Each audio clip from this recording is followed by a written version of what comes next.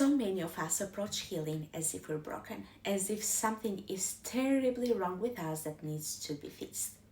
But what if healing isn't about fixing at all? What if it's all about remembering who you already are? Hi, I am Ada. I'm a holistic therapist, and over the years, I've worked with people who thought they were too damaged to heal. The truth is, we all go through painful experiences: trauma, rejection, loss, difficult relationships. Those experiences leave imprints on us. They create patterns in the way we think, feel, and act. Maybe you notice yourself shutting down in relationships, or if you are like me, overthinking every decision, or carrying deep self doubt. But here's the truth: those patterns are not who you are at all. They are just survival responses, survival mechanisms your system created to keep you safe at some point in life. So you're not broken. You've never been broken. You've just been carrying patterns that served you at some point in your life, but they were never meant to define who you are. I like to think of healing as uncovering a mirror that's been covered in dust for years. You might forget what your reflection looks like because of the dust, but the mirror isn't damaged. It just needs the dust, cleared away. That's what healing is.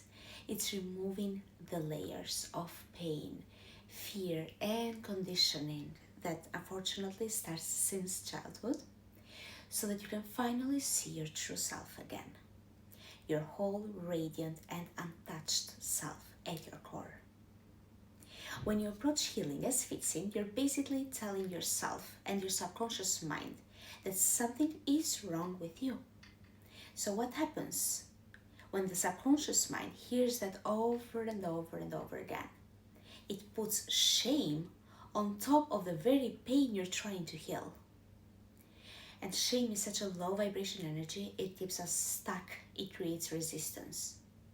So when you approach healing as uncovering wholeness, you move forward with compassion towards yourself instead of shame and self-rejection. So here's something I like to try in the morning before I take my coffee, before anything at all. The moment I open my eyes, I ask myself, what would I choose today if I believed I was already whole? Because that's the thing, you are already whole. This might shift how you show up, the choices you make, the way you speak to yourself and to others. Healing begins the moment you really the moment you really stop trying to fix yourself. And you start allowing yourself to become yourself again. If this resonated with you, please subscribe for more tools and perspectives on healing and transformation. And if you're ready to go deeper, you can find the link to work with me in the description.